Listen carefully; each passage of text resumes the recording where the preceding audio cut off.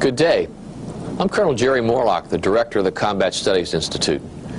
You're about to use a video series which our instructors have prepared for the sole purpose of improving your presentation of M610, The Evolution of Modern Warfare.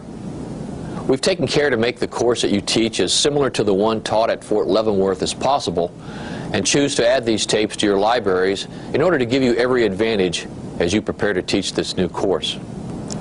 These tapes are similar to the weekly train-up sessions which we utilize to prepare our instructors here at Fort Leavenworth.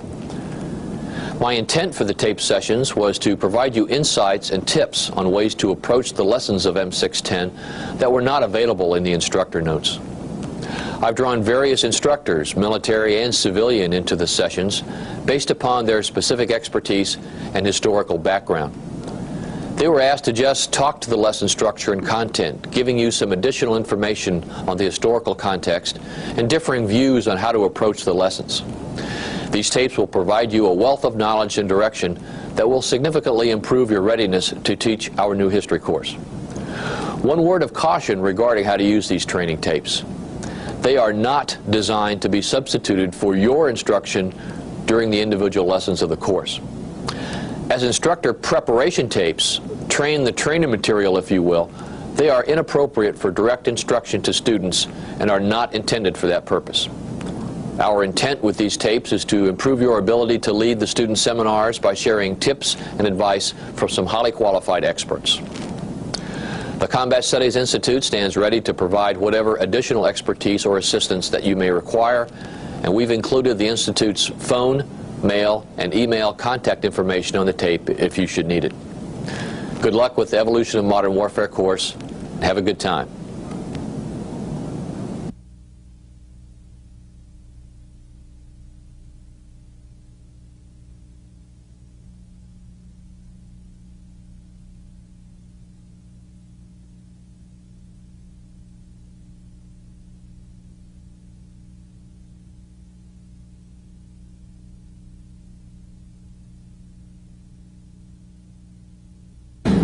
Greetings and welcome to Lesson 3, the French Revolution and Napoleon. My name is Dr. George Gavrich. Joining me will be Lieutenant Colonel Scott Stevenson. If you remember, we were with you with Lesson 1. And based on that performance, I know they can hardly wait for what we have before. Exactly. And since last time we talked about limited war, it seems like we shouldn't stick on the same message, but talk about something different. What we're going to be talking about is a revolution in military affairs of a tremendous scope. If you remember when we talked about the age of Frederick the Great, is an age of limited war where armies fought often for just the territory next to the kingdom. The battles basically lasted less than a day. Most of the battles were sieges. On the rarer side did you have open field battles. With the French Revolution and the emergence of Napoleon, warfare is going to take on a whole different dimension. We're going to be talking about Napoleon being able to raise a 500,000-man army plus and march all the way to Moscow, while at the same time having a 500,000 army down in Spain. Something unheard of. A war economy that can sustain battles for several days. Napoleon said, I could lose 30,000 people in one day and fight again another day. Something Frederick could not afford to say, something monarchs before him could not say. So we're talking about a transformation in warfare from an age of limited war to what some people say starts to move toward total war, general war, where battles and armies are on a whole different scale than ever before. The way I think this lesson could be organized is it's important to see that any great commander, like Napoleon, a genius, military genius, is a product of his time. So it'd be good to talk a little bit about the French military and the innovations they're trying to bring in, then talk about the French Revolution. Some say there couldn't have been no Napoleon without the French Revolution. What impact does the French Revolution have on warfare? So in the first case, we're talking about some military influences. In the second case, non-military influences as they shape and help explain this new warfare that emerges. And then we need to talk about Napoleon himself and the system that he creates. What changes does he bring to make for warfare on a whole different scale, and then end by looking at how he gets defeated at Waterloo and his undoing. let's look at first the French military. If you remember, not Napoleon, I should say Frederick the Great beat up on the French military. After it was all over with, a good number of French officers, serious about their profession, thought about how they could reform so that they would not be beaten by Frederick again. And I think it's important to talk about some of the changes that are brought about in the French military, because Napoleon's going to be raised as a young officer in this monarchical military, the Ancien regime, and he'll take ideas of those reformers and put them together. So let's talk a little bit about the French military before Napoleon and the French Revolution. There's a couple of figures that get mentioned, or several figures that get mentioned over and over again. One of them is Guibert, who talks, is making some stabs at the military theory, and we talked about military theory. Could he be like the Tofflers of back then, or great thinkers looking at the future and the present and making sense of it? Depends on how you look at the Tofflers, doesn't it? Okay. All right. But here's a fellow who's thinking about the future war, says that war may take on a whole new scope that once you get the people involved. Remember in Frederick's time, normally you try to keep the people off the battlefield. You have your trained professional armies, and again, the ideal is to be able to march an army through a province and have the population not even know about it.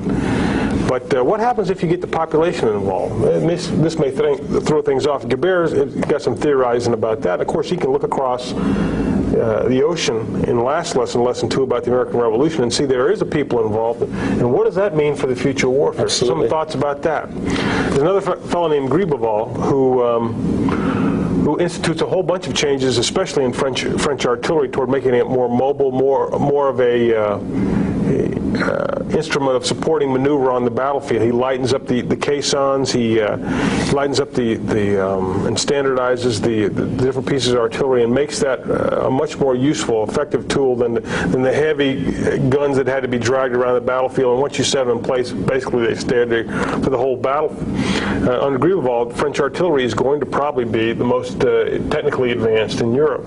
I think the interesting point there is Frederick was very good with his infantry. They were the centerpiece of his army. The French cannot drill to that level, they feel. Is it a cultural problem? A cultural problem. So they can fall back on what makes their strengths. They got famous engineers and they got famous artillery people. They've got more resources so they could build more artillery pieces. So what they end up doing is playing to some of their strengths, building up the artillery. They have the resources to have more artillery pieces, standardize it, make it lightweight, and you've got some artillery theorists who are saying if we can do these things with artillery and start massing it because it's lighter, faster, we could maybe make artillery the decisive arm on the battlefield.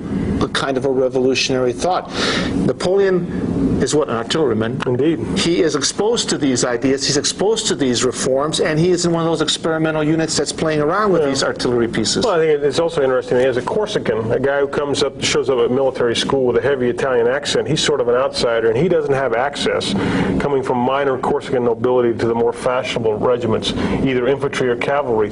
So for him, going into artillery, which accepts middle class and lower nobility into, is kind of a logical thing. Sure. But he starts out as an outsider. And here's a guy we see early on with kind of a fire burning in him, and he's willing to accept these changes that he sees going on in the French army, and he's doing some thinking of his own. He's doing a lot of intensive study of military history, in particular. I don't emphasize that fact. But like Frederick the Great, we should emphasize that too. We should emphasize that as well. I think we're on to something here. All right.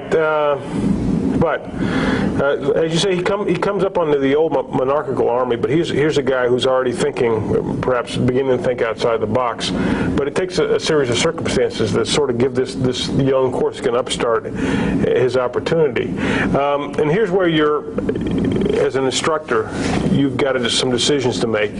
You may want to fill in blanks for students about what the French Revolution is about, if you feel up to that. Otherwise, I'd get past it as soon as you can. You've got to mention it at least in passing, because it sets the stage for what some people consider to be the greatest general of all time, Napoleon. What some people refer to as the God of War, Napoleon Bonaparte. He's a product of his upbringing in the old army. He's a product also of the Revolution. The French Revolution is a complicated thing, and whole libraries have been devoted to it. A lot of it has to do with the financial crisis that hits France, in the late 1780s. Part of it brought on by supporting our own revolution. Part of it by a long series of wars attempting to gain some domination in Western Europe. Financial crisis that allows some classes in French society that haven't had a voice, middle class and lower nobility, rise up and attempt to seize a larger measure of power.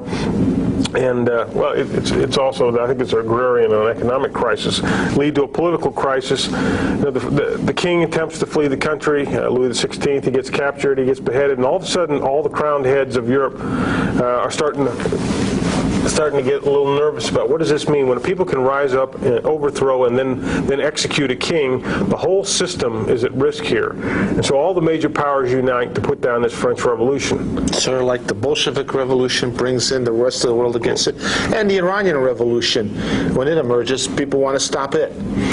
Yeah, you don't play with revolution. Well, this is a key in here.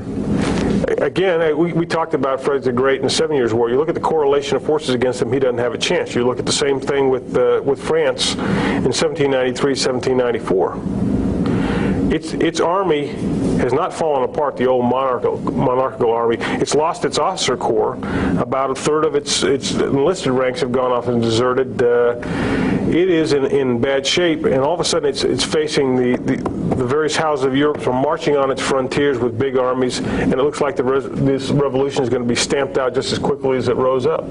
The question is, how does a revolution like this, made by the people, how does it defend itself? What do you think? Well, I think one of the things that is important to ask is, what does the French Revolution do to the character of war? And there is, first of all, a major change in the political system. We see nationalism rising up, the power of the people. This is really, you could say, the emergence of the nation state. What then means in this revolutionary fervor is people see, wow, the old monarchy's gone away, a lot of the aristocrats are fleeing. I have a stake in this revolution. People who are nobodies are all of a sudden head of revolutionary committees. They have a stake in saving this revolution because this is a government for the people. So what you see is where the peasant tolerated soldiers marching by, or I should say probably more in the cities, tolerated soldiers. Now he's willing to take up arms and join and go out on the field and fight under this elan, this spirit of revolution and nationalism. And it doesn't need to be motivated. Yeah, He's got the motivation within. Now you've got to somehow drill him, train him a little bit, and you've got enough of the old guard to help with the professional side, but you've got a lot of now these guys willing to fight. So there's a zeal that takes them for a few years and helps them to win on the battlefield. That's one thing. So the nature of the political state has changed, which means if you want to fight Napoleon, or before that, the revolutionary regime, a lot of military people who are progressive will say, you've got to change the way we do business with our own people so we get them on our side and we see this flow of the nation state into the rest of Europe. That's one thing, I think. Yeah. And then the second thing is, if the state has changed and become more nation state, the army has become national. You no longer will need mercenaries as time goes on because you will conscript people from within. These people don't have to be called up. They naturally rise up when the call comes and says, we need to fight for the revolution. They'll start going on. Coercion helps sometimes. A little bit. But as time goes on, what has happened? You haven't changed the industrial base. The agrarian society has not really changed. But what has happened is people have been fired up within a short period of time, and now we have a new standard, a new mindset. So like you start with your first income tax, little, and then you build on it. What then happens is you can now take that fervor, you could take that mass army that's 1 million strong armed, and now put in the mechanisms, the coercion, the conscription. So from now on, you can mobilize the society and raise armies on a much larger scale, which means you could take losses on a much larger scale than before and replenish them with conscription. So we have the emergence of national armies and wars of nations. Yeah, whereas in Frederick's time, a single battle can decide an entire war. When the French revolutionary regime can put, in the mid-1790s, 1 million men into the field, all of a sudden, you can't beat those guys in a single battle. You're going to have to organize a campaign. You've got a whole new order of problem here that you've got to take on when you're facing 1 million. Now, it's still a rag-bag force. Let's face it. How are you going to take? You've built an army, but if it's still these untrained citizens, how are you going to turn this into effective force? And that's the problem that the revolutionary generals faced. It's a thorny problem, a pressing problem, and especially because the revolutionary leaders tend to take generals who lose in battle, and they tend to make an appointment with Madame Guillotine. So if you're a general, you're motivated to think about better ways to organize all this massive manpower you have. That's a good point. One of the solutions they come up with that's relatively ingenious is they'll take a battalion of the old regular French royal troops, and they'll put them with a battalion or two of these new conscripts to create what's called the demi-brigade. The idea being that the well-drilled, well-disciplined old regime troops will serve as an example for these new conscripts who, as willing as they may be, don't know a thing about fighting, and make them their example of these royal troops, these old royal troops, will turn this demi-brigade into effective fighting force.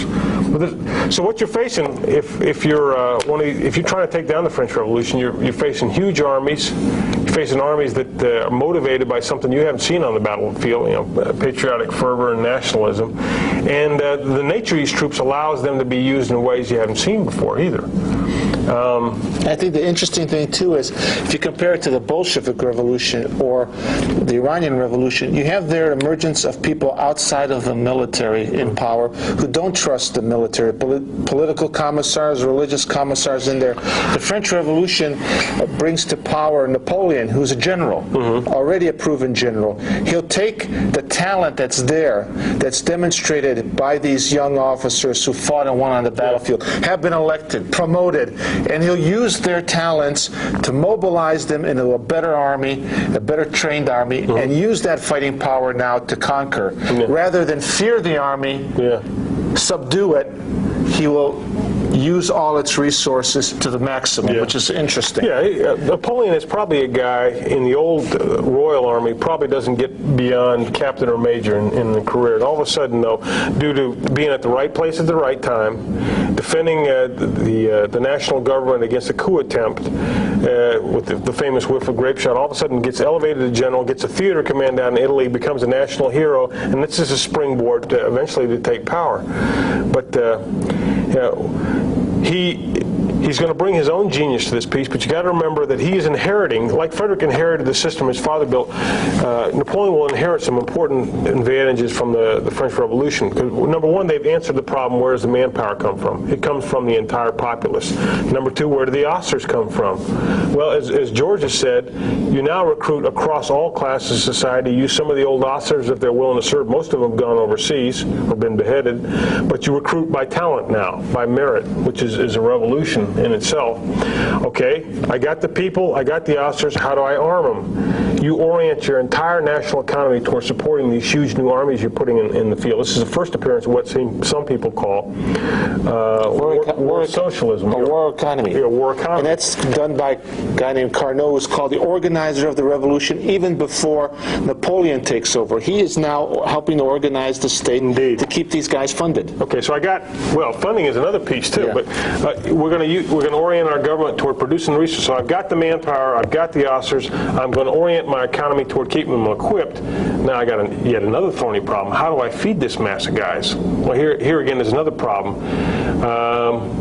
And this sort of has impact on strategy. If I got this huge mass of guys to feed, number one, I'm going to be benefited by the fact that agriculture has taken off during this period of history. It's going to be easier to feed the guys if I let them loose across the land. Now, Frederick couldn't do that, but I can let these guys go out and forage across the land, and send them out. Hey, Pierre, go out and find us some chickens for tonight. And I can have some reasonable expectation Pierre's going to show up later on tonight. Probably with a bottle of wine.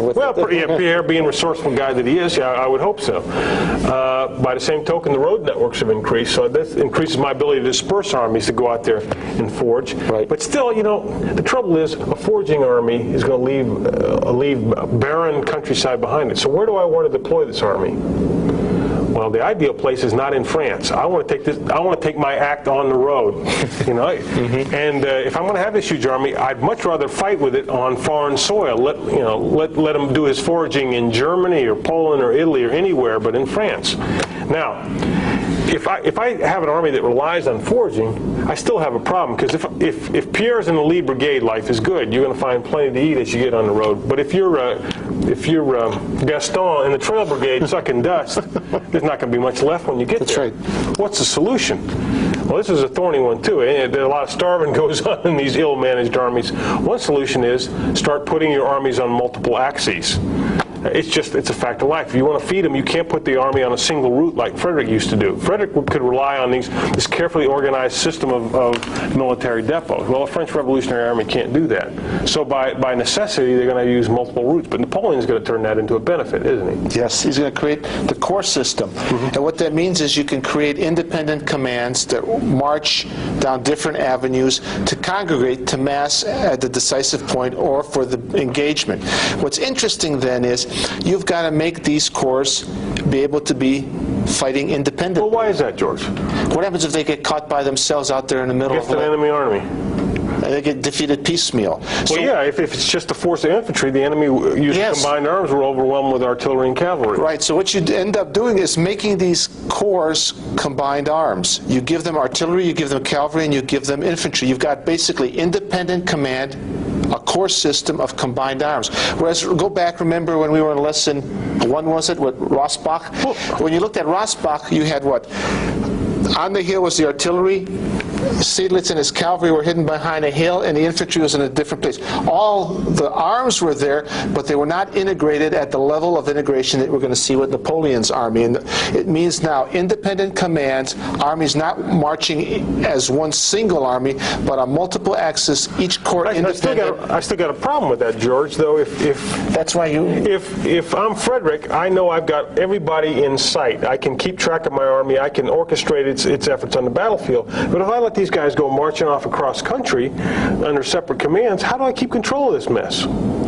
First of all, you've got to get good intelligence, you've got to have a good courier system, and you teach them that you march to the sound of gunfire. So what you'd have to do is find subordinate commanders who can use their own initiative. And well, you don't have to necessarily find them. They've all, in a way, been developed by this long series of revolutionary... They've surfaced for you. So you've got your future marshals there, and all you got to do is just kind of give them a promotion, a marshal's baton, and they've got the experience to be able to fight independently. And then when the fighting starts, you teach them, you march to the sound of the guns. So that's kind of like a satellite message coming down to the commander. There's fighting over there. I know what's fighting. Napoleon wants me to move there, so I move over there. Okay. Well, that's good. And what does that mean then? It means you can... it's going to be more difficult when that enemy comes out as a single army. Like if you look at that Prussian army coming out, it's in Frederican spirit. It's well disciplined, finely tuned, old generals who believe in Frederick. You know, this is the army of the 18th century. They're going out to meet the new army, and they can't figure out, because it's going to be coming on multiple axes, where's the main threat. That's the example I use with my students. If you're looking for Frederick's army, it comes at you like this, okay? It comes at you like this. Is there any doubt where the main effort is? And that's right there, in that fist. If it goes like this. Okay? But what you see with Napoleon is that. You see multiple columns. Okay, so I'm a command. Where's Napoleon's main effort? Is it here? Is it here? Is it here? I'm not sure. If I attack this guy, and I guess wrong where the main effort is, what the rest of the guys will collapse on me. And that's part of Napoleon's part of his system. He moved by corps that would move in a box, say a corps at each corner of this book here. Let me put it down here where you can see it. All right. And if you go after this corps right here, the other ones are trained to move against your flanks. Wherever you hit it. If you hit it here, for example, the other guys will move to the sound of the guns. They're about a day or two with each other. Each corps is designed to fight independently. It's designed to fight just long enough for the rest of the corps in that box to come to his rescue. Now what happens if I'm coming at you in a coalition? Here's a Prussian army, and here's maybe a Russian army. I'm not coming towards you. What does the corps system allow Napoleon to do? Good question, and you'll see this again and again. If we unite, he uses it more powerful. You see Napoleon using this in his first campaign in Italy. You see Napoleon using his last campaign at Waterloo. It's fix one force or slow it down, and mass on the other force. He is a master exploiting the interior lines, exploiting the enemy, the division between enemy troops and coalitions, massing on one and then turning around and beating the other. And he'll do it again and again and again and again. Now, we've talked about his system. I think we ought to talk about the guy himself too. What makes him special? You know, we said he inherited all this good stuff from the French Revolution. You know, is he just a lucky guy who happened to be at the right place at the right time, or does he bring something special to the art of war, to the battlefield? What do you think?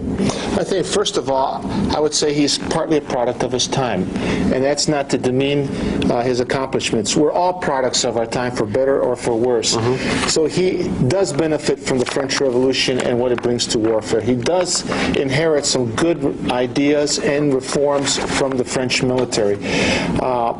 So I think, yes, you have to look at, he is partly a product of his time, and he's partly lucky.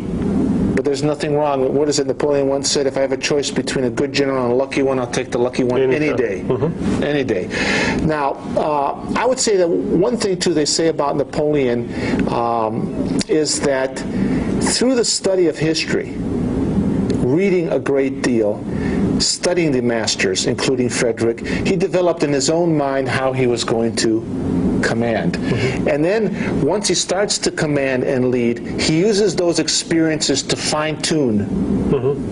And in a way, that's the same scenario you see in a way with Frederick the Great. He got the tutors, he studied the history, he went out on campaigns with Eugene to observe. The first battle comes, he learns a lot from it, but he's got the base of knowledge. He's been tutored, educated well. In Napoleon's case, it's more self-taught.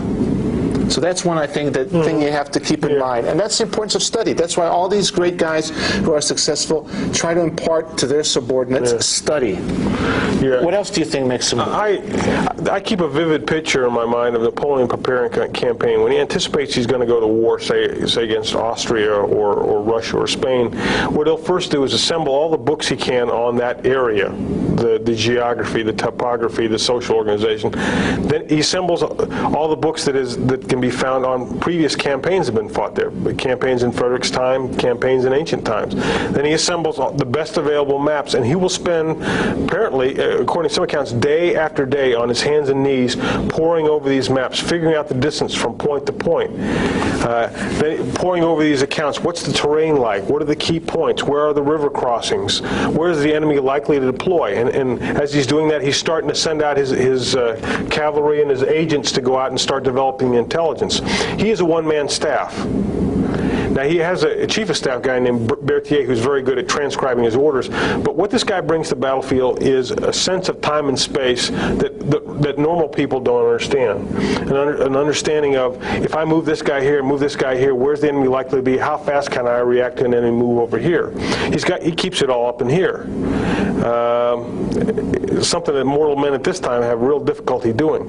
But he's developed that ability by spending all this time studying the maps, developing the branches and sequels a campaign as he goes along, and it's amazing. Now he's got hundreds of guys working for him, whether couriers or scribes or what have you, but he's keeping the essential pieces up here. And he doesn't have a staff the way we understand it today. You know, when it comes time to develop courses of action, he asks one guy himself, what are the courses of action? And he starts working that as it. It's not, and in a way, you could almost say that the modern staff was built to try to simulate what Napoleon did by himself. That the Prussians, for example, we'll talk about this in later lessons, have to come up with a staff of specialized decision makers, people that support decision making, as an answer to this one supreme genius that exists on the other side.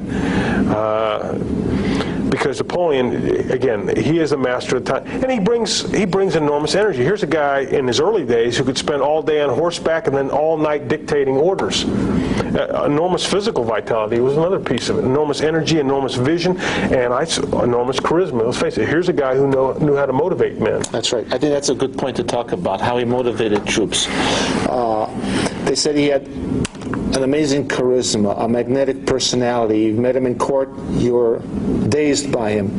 On the field, he could ride up and give a marshal's baton to a soldier for doing heroic things, and all of a sudden the word spreads, look, Napoleon is rewarding someone for great valor on the battlefield. He's the one who brings in ribbons to decorate soldiers. He's able to reach out and touch the individual soldier and motivate him, because motivation is difficult, and that fervor of the revolution died within a couple years of the revolution. And a lot of these veterans at the end at Waterloo are fighting for the emperor. They're war veterans who go to battle because it's him. And when I think it was Marshal Ney, one of them was sent out to stop Napoleon as he was marching back into power, to capture him for the king. And he meets Napoleon, and he just kind of crumbles in front of him and turns over and says, "I'm going to be on your side now." So his ability to touch out and motivate the individual soldier was a gift, and it was a highly motivated army when it was at its peak. The other thing I think that was interesting is that he had almost a photographic memory and knew the detail. Just like Napoleon, just like I should say Frederick, went down to the battalions, watched them march, so he understood his entire army. Napoleon could remember details, and he'd go through logistics records. Names. Could walk through a regiment and remember the names of the old veterans. And then there's a battle going to take place at potentially a battle at some seaport. He'll ask about, are those batteries still on top of that hill? So here's the thing, that as you go up higher in rank, don't forget those little details that take you down to the point of the There's another piece to it too, and it's in your instructor notes that I'd add as kind of a counterpoint to what you say is capacity to detail. This famous quote by him, he says, "There are in Europe many good generals, but they see too many things at once. I see only one thing, namely the enemy's main body. I try to crush it, confident that secondary matters then settle himself." For all its capacity for detail, here's a guy who could focus in on what's truly important, and he could let all the little worries about this or that go away and decide, hey, this is what I need to do, and I'm going to take action. The French have a word for it, coup d'oeil, kind of intuition about what reports to discount, what reports to accept, what are the key matters of this fight here. There may be some fog and friction out there, but I can focus in on what's really essential. And going after the enemy army was one real change he's made to warfare. Remember, in Frederick's time, if you want to avoid battle, because an army was a big investment, so you tended to fight sieges that ended up deciding the fate of a local county or a fortress or a province. In Napoleon's time, in Napoleon's way of war, there was one object. It's the enemy army. I crush that, then I put my foot on the enemy's neck and I dictate peace. I hit him with a decisive battle, crush his army, then I can have my way with him. I have the troops to do it now. The French Revolution has given me this huge army. I can risk battle now. I can go out there and go for the decisive action. And I'm going to hit him with this thunderous fight, stun him into submission, dictate peace to him. And he'll do that again and again through the successful years of his reign. He'll go out there and fight the decisive battle. His masterpiece is Austerlitz, which is in your reading. I think one of the things that to me is interesting is he's trained a different army. His speed doesn't come like Frederick's speed in marching with a quick pace and a disciplined fire of his infantry. He has brought speed with the ability to bring combined arms and bring corps together onto the battlefield, hitting you from all sides at the operational level, hitting you with all those combined arms in an integrated fashion on the battlefield. And with artillery being so much more important, you don't have to spend as much time training your infantry like Frederick did. You make it more of a light infantry, all-purpose infantry, so you don't have to train it as much. It can be replaced much faster than Frederick's. So now if you want to fight against Napoleon, you've got to mobilize your society differently, you've got to be able to sustain losses at a much higher rate, and you've got to be able to replenish and adapt some of the things that Napoleon does, which means you take a little bit of the corps system, you take his infantry, artillery, and cavalry tactics, incorporate them, da-da-da-da-da-da. Yeah, and if you're a European monarch trying to fight, this is a brand new way of war, and it's stunning. It's faster than what you've seen before. It's more massive than what you've seen before. The tempo of warfare is like you've never seen. Napoleon's constantly operating inside the decision cycle of his enemies, who are used to moving in that methodical single column from siege to siege. Now here's a guy who comes at you in multiple columns and wants to fight the big battle. Well, what you going to do? The case study that you're offered is Austerlitz. And again, as I said before, at Napoleon's masterpiece, and I offer it as kind of it's amazing example of how Napoleon sees a battlefield, has pictures in his mind, establishes what we'd call in modern parlance information dominance, has an outstanding deception campaign, and then on the tactical battlefield, we've talked about his operational feel for a fight and when to bring the corps together, but the tactical feel, the minute-to-minute awareness of where units are, how long his units can hold out, when the enemy is going to be in a really vulnerable position, and then deciding at the exactly right moment to commit his reserve into the enemy weak spot to exploit the situation he's already set up days before the battle even goes on. He also is aware that the enemy's decision site, because it's a coalition, it's Russians and Austrians, it's the old style command and control where the monarchs, the Austrian emperor and the Russian emperor are at least in name, if not in fact, in charge. There's no coalition doctrine these guys could work off of. Yeah. No fails to help integrate them. Yeah. I think the thing that I think is important, when I look at coaching, if you've got a talented team like the Bulls just won, there's so much more freedom that a coach has in how he plays the game. He's got the talent, he's got the confidence. I think what you see in Austerlitz is a confident Napoleon who can take a risk. It's amazing. We say in warfare you go for the decisive point. You take the high ground. Napoleon was sitting on the high ground.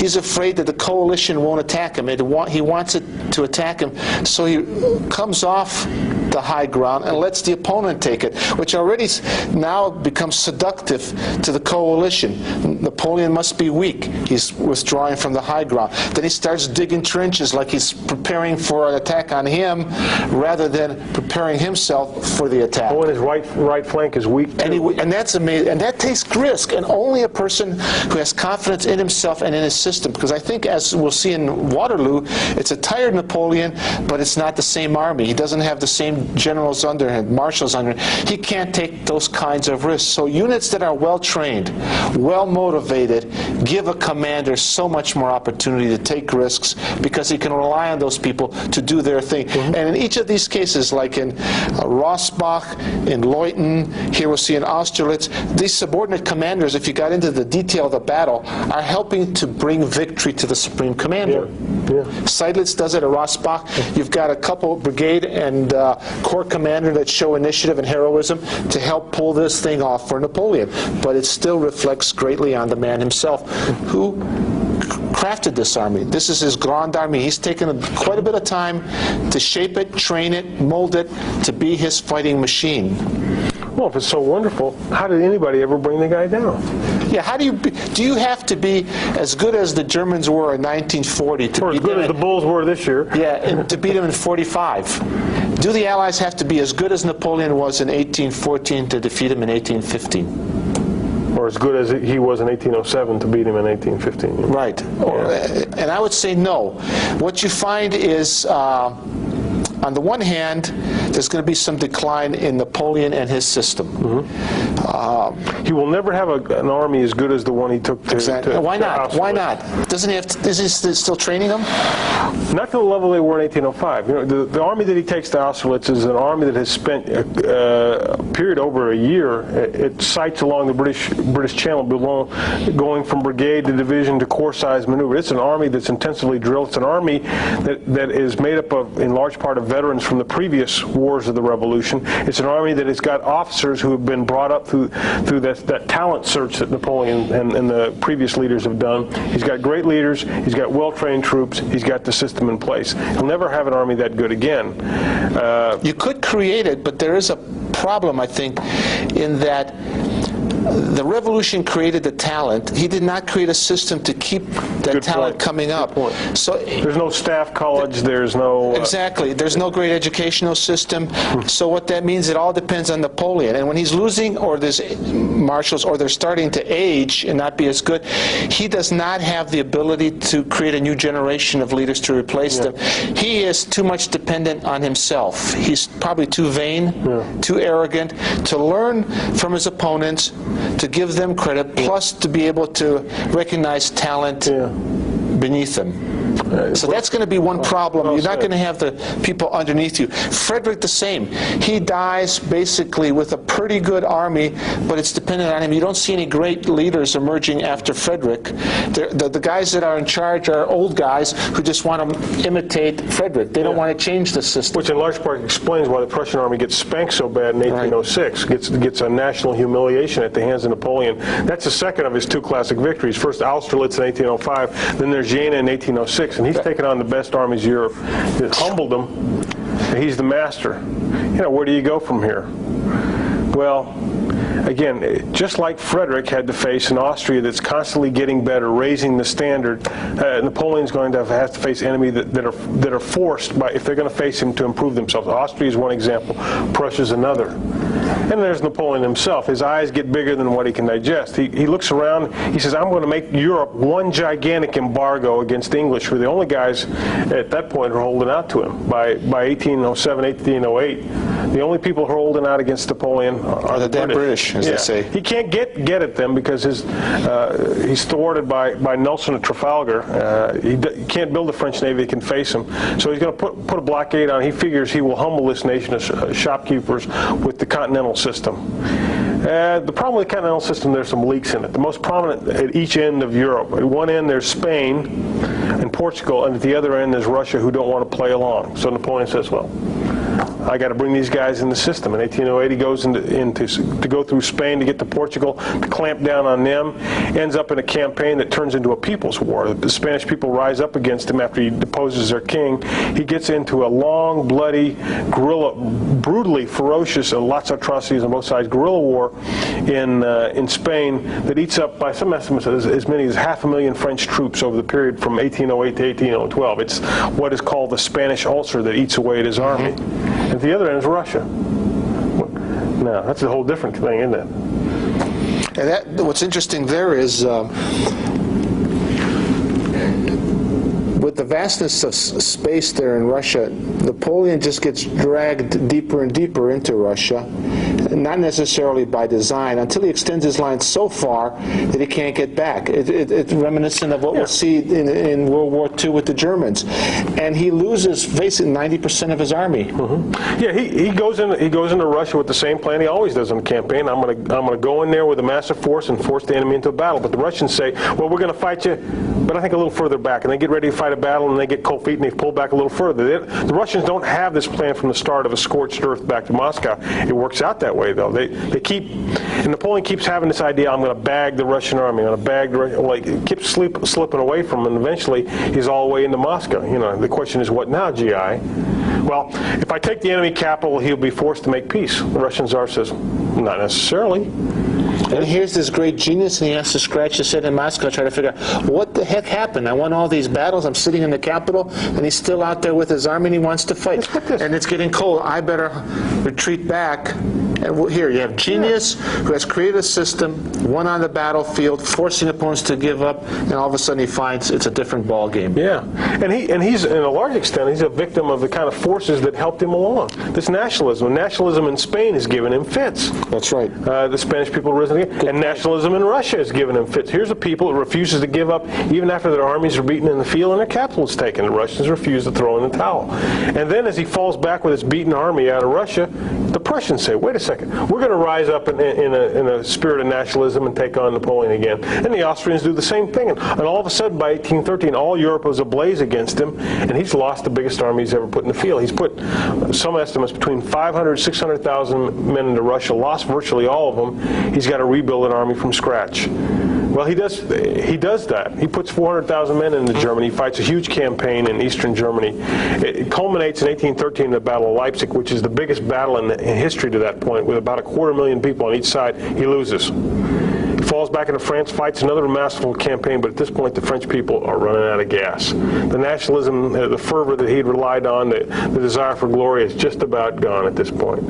Well, it'll flicker up one more time. He gets kicked out in 1814, he'll come back in 1815. That sets the stage for the Waterloo campaign. And we see Napoleon at his best and his worst too, I think. Yeah, I think that's interesting too is that manpower, there's a limit to how much any society can stay fired up with war, reap the benefits of war, and see its people being killed off in war. So you find the character of his army changes. He starts bringing in what you call them mercenaries, forcing Poles and others to fight for him. So it's no longer the national army of the French Revolution in the early period of Napoleon. Then I think if you look at Waterloo, the thing that's also going to be interesting is that because he has been so successful, he's basically almost conquered the entire continent of Europe. The opponents have to get their act together, and they work a little more on better coalition warfare. And you're going to find at Waterloo, when the Prussians get beaten before Waterloo, instead of running away, their king has told them, stick with the British. Don't give up, because divided, we're going to fall. United, we're going to stand. So this defeated Prussian army, or at least part of it, instead of pulling away to its logistic lines, moves toward British to fight against a couple approaches that I'd recommend for Waterloo, and I think there's a real accessible article in here, The Downfall of Napoleon at Waterloo by Britt. A couple ways. One I like to do is have students give briefings. Take at the strategic, the operational, tactical level of war, ask a pair of students, one brief the Allied side, one brief the French side, strategic, then a pair brief at the operational and a pair brief at the tactical. That's one way to do it. Another way to approach this is to ask the question, and this is one that's kind of fun, does Napoleon lose the battle or did the Allies win it? Kick that one around a little bit. Yet another way to approach Waterloo is say, what were the key decisions made that determined the outcome of the Battle of Waterloo? And you could point to several. One is the one you talked about, the Prussian decision to fall back, to link up with the British. Instead of falling back toward Prussia, they move north toward Brussels, and they arrive in the nick of time to save the battle at Waterloo. That's one key decision. Another key decision may be Napoleon's decision to send Grouchy after the Prussians. He picks the wrong man. Grouchy doesn't do a good job of chasing them, and as a result, the Prussians get away. What are some other decisions you think are key? One decision that he doesn't make, no deception. Just a frontal attack. Or if you look at Austerlitz, he did some kind of things to force the enemy to come out. I think the enemy's learned that he's not going to come out and play to his strength, but he didn't try anything to deceive him, didn't try a flank attack. It was basically frontal assault, and he left the wrong guy in charge for that. I think there's a good point there too. I think his personnel decisions are key in this too. You look at the corps commanders he has at Austerlitz. None of these guys are going to play a key role at Waterloo. Soule, who was one of the corps commanders who led the key attack at Austerlitz, he's a chief of staff now. Okay, he has to be. Well, Napoleon decides he's going to give him that job because he's lost his old chief of staff. Davout, who held the right flank as the key player at Austerlitz, is now back in Paris holding down the political situation as Minister of War because Napoleon's worried about his rear area. So all of a sudden you've got a key corps commander now doing political military stuff. Lannes, who was his key commander on the left flank at Austerlitz, is dead. He dies in one of these mini campaigns that Napoleon is going to fight against Austria, in this case in 1809. So the old cast of characters, the old first string is gone here. And he's playing with second stringers as corps commanders and division commanders. And I think that's going to play a key role. And a smart coach in sports will retire after he's won a championship and not drag on. And some people say that like 1808, 1809, right around that time, already you start seeing Napoleon making mistakes with increasing number. Because there's only so long that you could be at the high level of insight, energy, health. He's a sick man, he's a grumpy man, he's a tired man, he's a defeated man who's trying now to regain. He has this urgency to win. So he's pushed to maybe go to battle. Before he could play to his strengths, now he has to play to the opponent's strength by getting a quick victory so he can take back home a victory and say, look, I'm winning again, because he knows the home front is questionable. That's why he's left a good guy to watch it. But he's also a guy he needed on the battlefield. That's a great point. And this is a point brought out in Peter Perret's article that you read early in this lesson, is when Napoleon as emperor is also commander-in-chief, you got some wonderful unity of command. command. It allows you at the strategic level to move inside this decision cycle of the enemy, but there's the downside of it too. According to Perret, and I think he makes a good argument, Napoleon doesn't know any way to fight but total war. He doesn't know how to fight a limited war the way that you might have in Frederick's time. So he forces his enemy to fight a total war back against him. There can be no negotiation with this guy. You have to crush him, because that's the only kind of war he fights. Because he unifies the political commander and the military commander together, there's no checks and balances in the system either. It means when Napoleon, the military commander, wants to go out and fight the campaign, there's not a political leader who said, no, let's tailor this campaign to the political objectives we have. Together they have one objective: let's go out and crush the enemy. And in the end, that's going to be a downfall. There's no political restraint to this guy who's out there trying to win the decisive victory all the time. Right. One way that I like to look at Waterloo, you might consider it, is that you've got three different armies going to battle. You've got the army of the 18th century and the British. They're still very much a mercenary, emphasizing marksmanship. They haven't changed that much, because their army just goes ashore, stays close to the Navy, does its fight. If it needs help, it runs back to the fleet and sails away. Then you've got the army of the moment of 1850 in the French army, a sick army, a tired army, a badly bruised army that is not the army of 1804, 5, 6, 7. And then you've got Force 19. You could bring that up, appearing with the Prussians, and that'll help set the stage for the significant reforms that the Prussians are going to be making that'll set a new standard in warfare, replacing that of Napoleon. But it'll take until 1870 for everybody to really wake up and say, this is now the first-class army. Gone is the French army. It's the Prussian army that's, again, setting the standard for warfare. That's an excellent point. I think it's a great drama watching Napoleon rise along with the French Revolution, and then his ego start to undermine his genius, and finally makes his downfall, which as a dramatic case study, it's hard to do better than Waterloo. I like to, and I'll ask you for some closing thoughts. One of the closing things I like to ask students about is covered in your program for joint education objectives on the title page of your lesson. One of the objectives of the Joint Chiefs of Staff is for you to comprehend the relationship between the concepts of revolution and military affairs and the military technological revolution. My question is, what the heck are they talking about? What are a revolution and military affairs? What's a military technical revolution? Well, military technological revolution, in short, by some definition, is when major technological developments come along and change the face of warfare. Let's say the appearance of the atomic bomb, or the development of the Panzer Division, or something like that. A revolution in military affairs, though, is something of a greater order of magnitude, where the whole nature of war is changed. Now, our modern definitions tend to focus on technology as what drives that change. Again, the atomic bomb, if you want, the appearance of the tank or the aircraft on the battlefield, something like that, a major shift in the way war is fought. We argue, in the lead article that you have by Perret, Napoleon and the Revolution War, argues that a revolution occurred and Napoleon was a driver of it, or Napoleon was its key figure. Okay, well, this begs the question, what's the technology that drives that revolution? The answer is, it's not technology that drives that. At least that's my opinion. And again, this is subject to some considerable debate. I think there's general consensus, though, we could say that. If you want. Okay. He comes on the heels of a social and political revolution and uses those, along with his genius, to create a revolution in military affairs, a whole new way of fighting warfare, a way of war that involves the great masses of people, involves decisive, bloody battles, involves a level of violence. Again, if you had a scale of violence for warfare where this was thermonuclear exchange and this was perhaps peacekeeping, Frederick fought down here, Napoleon took us up here. Now we're going to keep moving up the ladder as we go on and talk about how warfare evolves in the 19th and 20th century. But Napoleon has taken us a quantum leap in level of violence of warfare. He's taken us a lot closer to the kind of total war we'll fight today. It's a revolution in military affairs. Driven by technology? No. Basically, he fought essentially the same weapons as his opponents. Absolutely. Good points. To sum up, one point I think I'd like to make that you suggested ways that you could approach Waterloo and get the students involved with little briefings. It made me think that you could set the stage and get more student involvement by assigning one student and say, okay, what most significant change do you see taking place in the French army before Napoleon comes on the scene, and argue why. And that takes them into the Napoleon period and how Napoleon uses that innovation or change.